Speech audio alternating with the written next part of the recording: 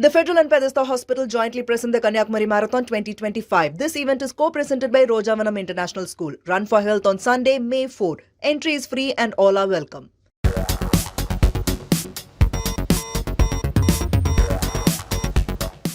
Hello and a warm welcome to Federal's special program, Capital Beat.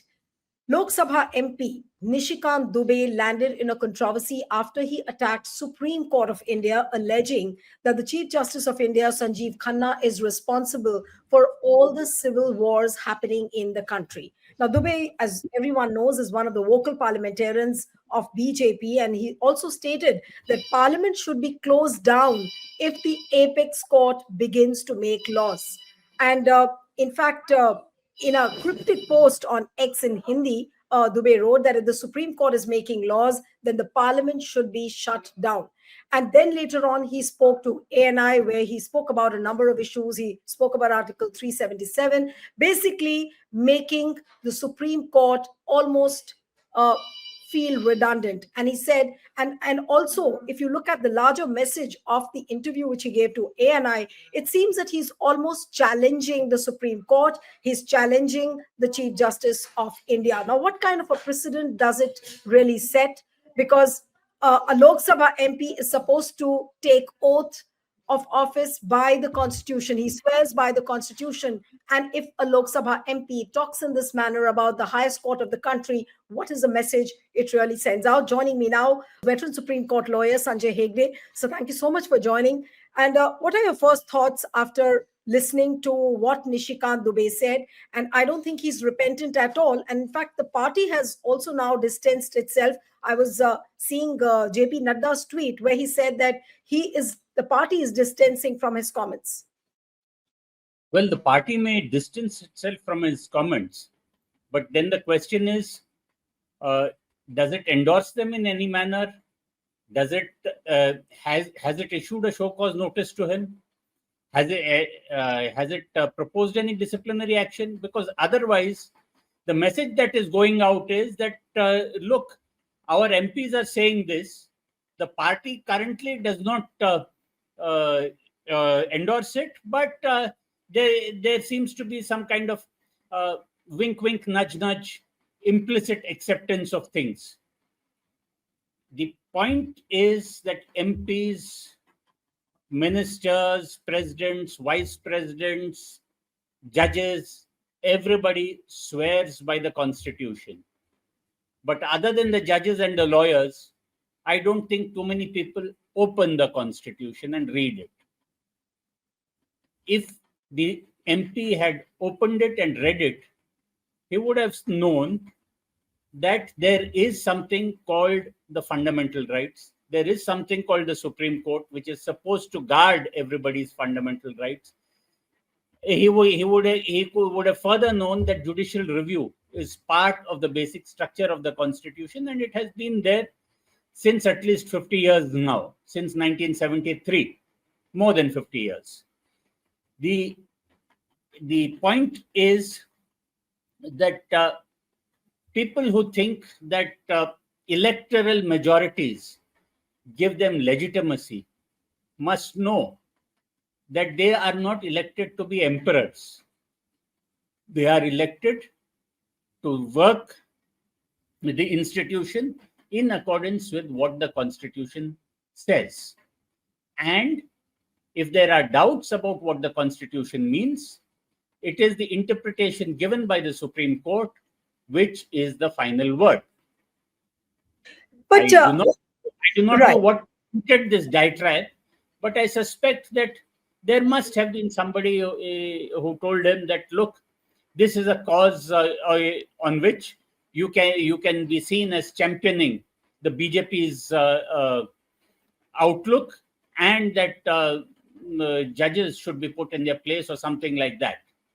But do you think that he can go on for the sake of his own? Right.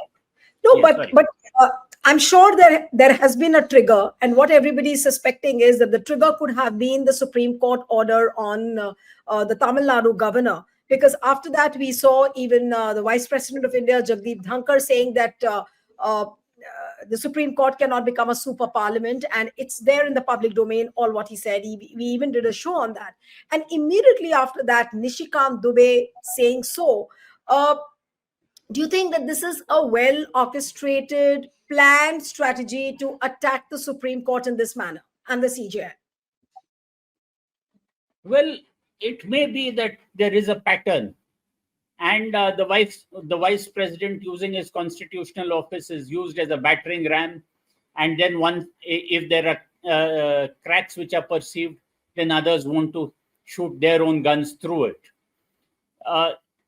But there's an old James Bond saying that once may be happenstance, the second time may be coincidence, but the third time is definitely enemy action. So we must pause to see if there is a third time. Notwithstanding that, I do think that institutions should be on their guard. Institutions should act institutionally, and no one member can be seen to be identified with the official line of the institution. So that is why the BJP has cleverly currently said that no, that's his personal belief. But airing your personal belief makes it sometimes the party line. The BJP Absolutely. must clarify as to where it stands on that and what it proposes to do with members that cross the party line. Absolutely. No, and it's not a small matter. This is something which he has said about the Supreme Court of India. He said about the Chief Justice of India. And do you think that by comments like these, Nishikant Dubey is trying to put the judges under duress, under some kind of pressure, trying to convey a message that, look, if you go beyond a certain limit, then we will try and clip your wings? Is that a message which Nishikant Dubey is trying to send out to the judges and the judiciary? He may think that he can send that message, but at least I do believe that the Supreme Court is made of much sterner stuff. And at least the current Chief Justice, though he has a short tenure, he knows what is right from what is not right. He has an illustrious family history also to live up to.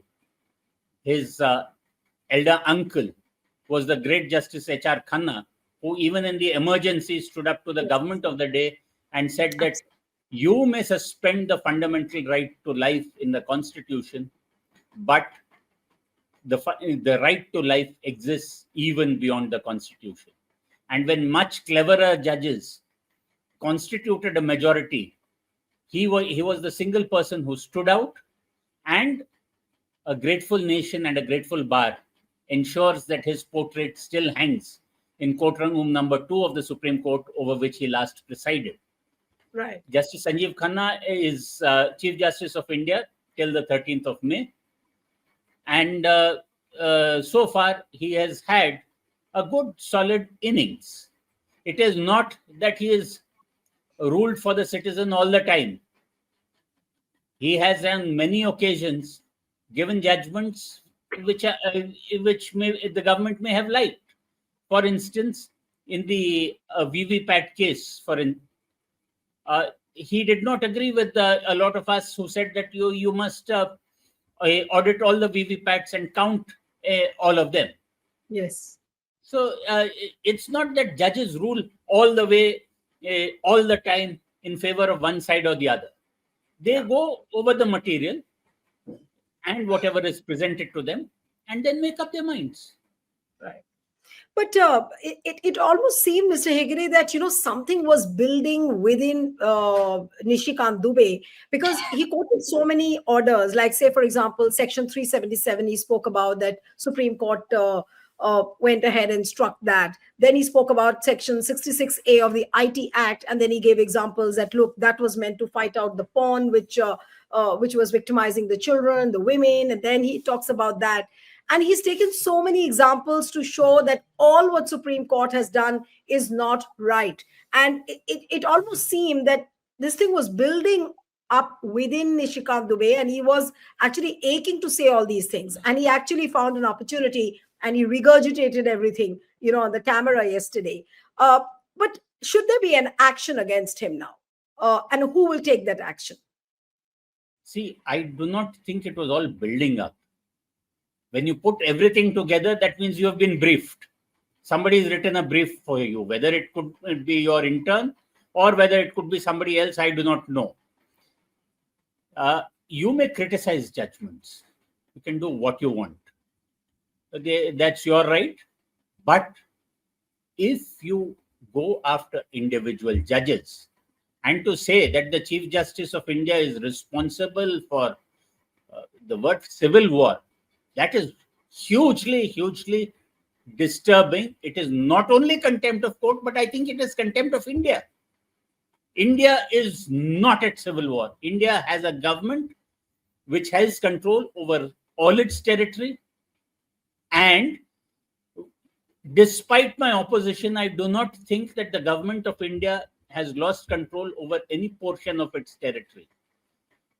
Please use words carefully. They have consequences. We are not a Syria, we are not an Afghanistan. And if in the international market, they say that a parliamentarian asserts that there is a civil war which has been caused by a Supreme Court judge, what will the consequences on the market be? Absolutely. At least for that, forget what the judiciary does. The party and parliament must take a stand on this. But I'm not sure whether the party will take a stand on it. And the very fact that very conveniently Mr. Nadda has distanced himself, and he thinks for now that that is enough by distancing himself by distancing the party from what exactly he has said. But don't you think that Mr. Nishikant Dubey, by saying that Supreme Court is leading the country into a civil war, like a situation like that, has actually challenged the armed forces as well? And should there be a serious charge put against him?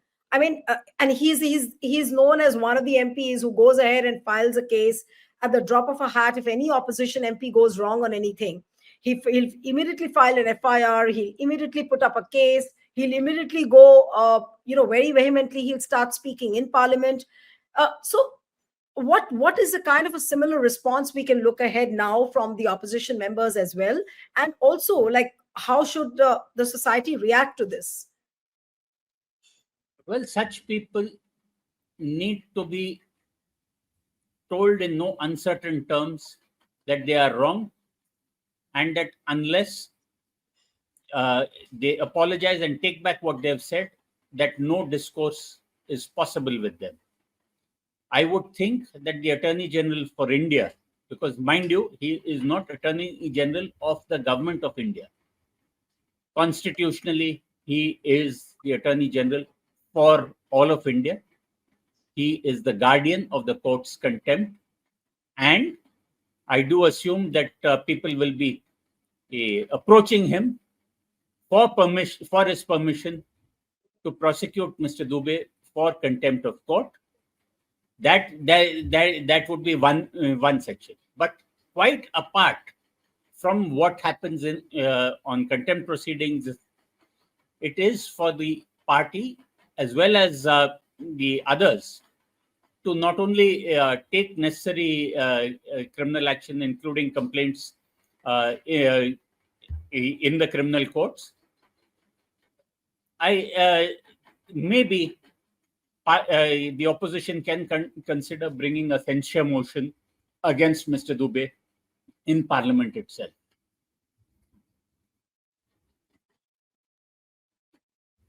Mr. Hegde, you were saying that the Attorney General should, think of a contempt notice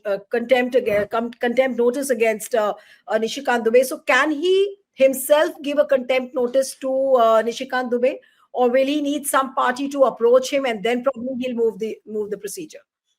No. When parties approach, he can give them permission to prosecute, or he can prosecute it himself. Okay, so he does have the power to prosecute Nishikant Dubey.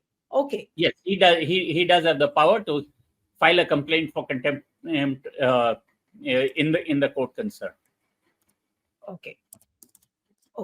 So what I mean, these are various possibilities. It certainly is a contempt, and AG, if he wants, the Attorney General, he can go ahead and prosecute himself, or he can tell the parties to bring a contempt notice against Nishikant. But what do you think could be the possibility, and what should be done at this point of time, legally speaking, in your through your lens? See, there are several things. The court can very well take the line that that their shareholders are broad enough to take any criticism, even if it is misplaced.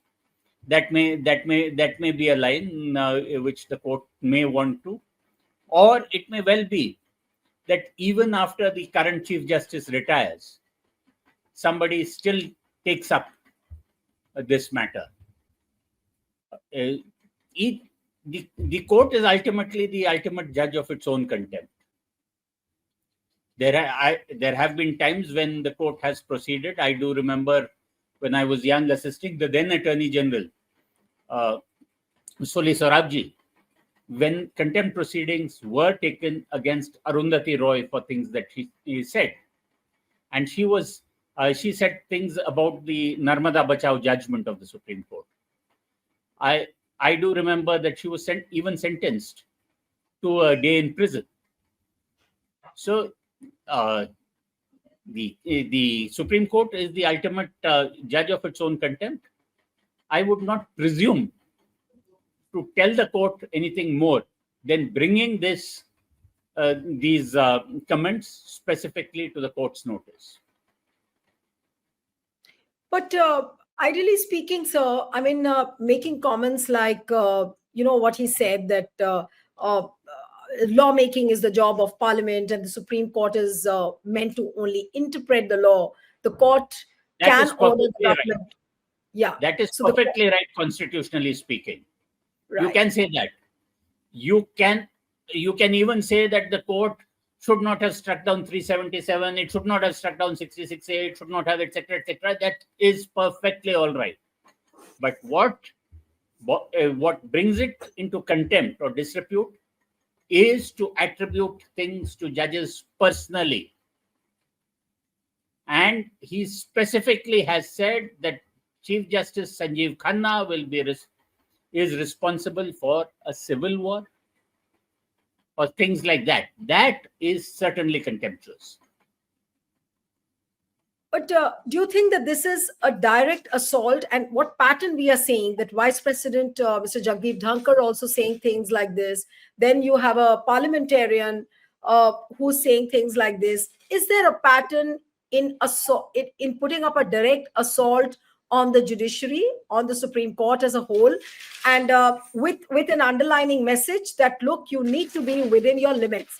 And the moment the ruling dispensation sees that there are attempts by the courts to show themselves as independent and independent-minded, there you have attacks coming up like these by the likes of Nishikant Dubey and several of them. Yes, by the Vice President Nishikant Dubey, the IT cell, and a whole host of BJP spokespersons. Yes, there is a pattern. We do see the pattern. And the question in my mind is, does the judiciary ignore it and go on doing what it has been doing? Or does the judiciary decide to make an example of one or two people so that others are forewarned that such behavior is unacceptable? This pattern of attacks, just one minute. Yes. This pattern of attacks may not entirely be only against the current Chief Justice. Everybody knows that he has a short tenure left, and that he is very firm in his views. I mean, his views may not change, but this pattern may well be aimed at the others to follow. That, look, you do not go this way because see all that has happened.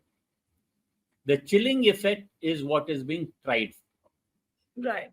No, that's right. And in fact, many people are saying that this could not be maybe a message for Sanjiv Khanna, but for the Chief Justice who's going to now take over the reins after Sanjiv Khanna retires. So is that a message that the government finally seems to be giving with these kind of statements coming in from the likes of Nishikant? Well, that may be. And let me put it this way, that this is not the first time in the Republic that this has happened.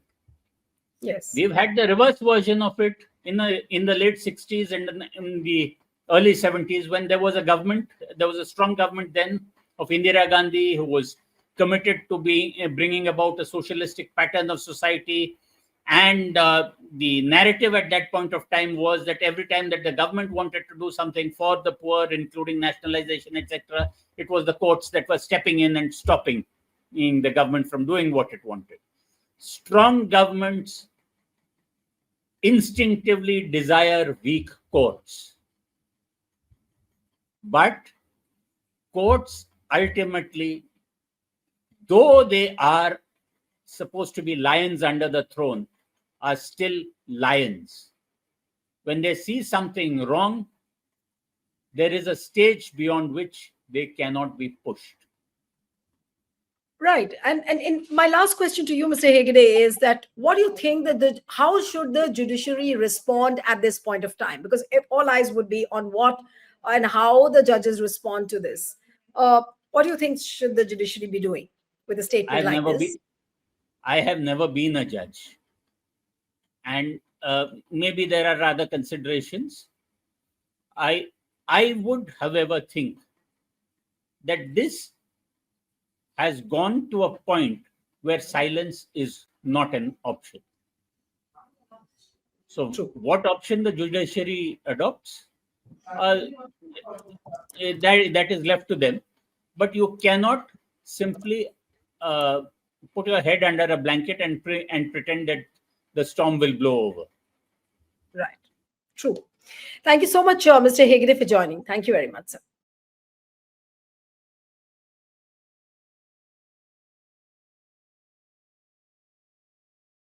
The Federal and Bethesda Hospital jointly present the Kanyakumari Marathon 2025. This event is co-presented by Rojavanam International School. Run for Health on Sunday, May 4. Entry is free and all are welcome.